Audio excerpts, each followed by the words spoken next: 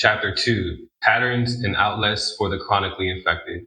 So in this chapter, we're going to speak on some of the patterns that tend to occur for those who have not found a solution for their chronic TB.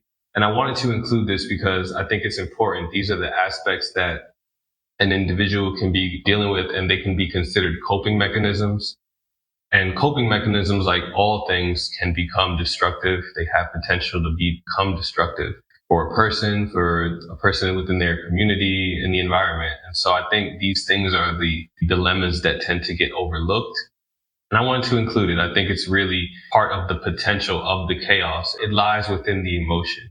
And I do truly believe that if you can cure your skin, you also have a much stronger impact emotionally, and then that transcends to everything around you, how you treat others, how you treat your environment, everything. It encompasses all areas of life. And so I think it's important to address these symptoms. For the person who is not responding well, I think the first thing that happens is a person will become prone to experimentation. And so here's just a bigger list of things that are going to take place. You might go through all of the topicals, tons of them: Lamisil, Conazole, sulfur soap, hydrocortisone, a lot of antifungal oils. There's even larger things. I've seen some very interesting choices out there that people have tried. And then a person is going to start consider going in towards the diet route, because obviously the skin is a part of the entire organism, which means that it's affected by what you eat, right? And so a lot of these, maybe the 4 of the 10 people who are not responding well, are going to consider parasite cleanse, probiotics, carnivore, pescatarian, vegetarian, vegan, fruitarian, you name it. I have tried it. I've tried all of these, and I've had different responses and different successes with them. You know, if you follow the X, some people might get out of this cycle by doing that. And that's totally fine if you have found a solution by trying something else through your diet. And that's awesome, and that's great. But still, some people might still end up being in this cycle. And I think what happens is, start from the left, there's a lot of compulsory research that takes place, which accompanies a lot of do-it-yourself protocols. And this is something that I definitely, I'm here. I've done a lot of research in this area and gone through a lot of topical experiments. There are some times where things did not go right for me. And so I really want to make sure I put this forward, and because I could potentially save somebody a lot of time and prevent them from getting involved in something that might be dangerous for them. Next, the person might believe that they're misdiagnosed, or believe that they have an autoimmune disease or some other kind of pigment disease. And this is an entire chapter that in future videos we can go even more in depth in. There are a lot of similarities and overlaps with a few other infections and skin diseases. If that happens to you, then you're going to be spending a lot of time and money seeking professional help. You'll go through a lot more nutritional experiments and potentially become product oriented, consuming lots of different products, or finicky about certain products because it might have an effect on your skin. All of this tends to encompass and become a part of the person with TB.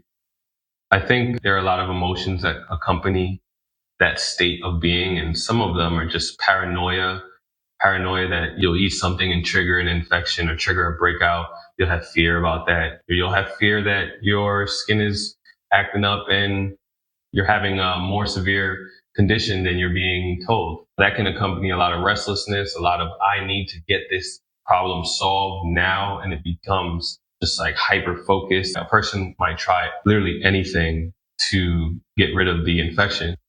And yeah, just despair, man, just becoming totally fatigued by it, totally hopeless, feeling like, man, I just have to live with this forever. And all of the things that come with it. There's such a long list. These are just 4 of the known disorders that accompany having fungal infections. And so I'll start from the top. Excoriation disorders, when a person starts to pick at their skin and try to like scrape it off, and you're actually just inducing harm, and that can become habitual. Eating disorders, so there are tons of them, wanting to starve the yeast, wanting to nuke the yeast. You might be eating something that's really doing harm to yourself as well, but thinking that you have to do it this way because that's what is going to kill the yeast.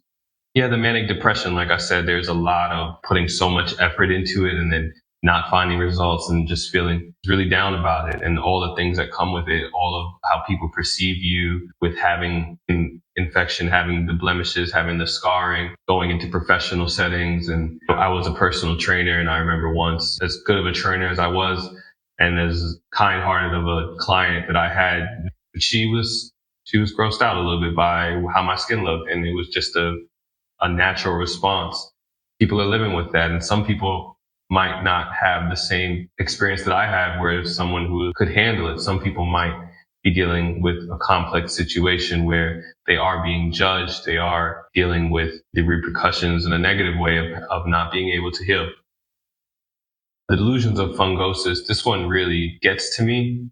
This one is where a person will believe that they are being harmed by the fungi in other ways. They might think that the fungi is in their stomach or it's in their lungs, or they might believe that it's crawling inside them, and the person might have had a fungal infection, but they still feel that crawliness, or they just still feel something and they're attributing the symptoms that they're feeling to the infection.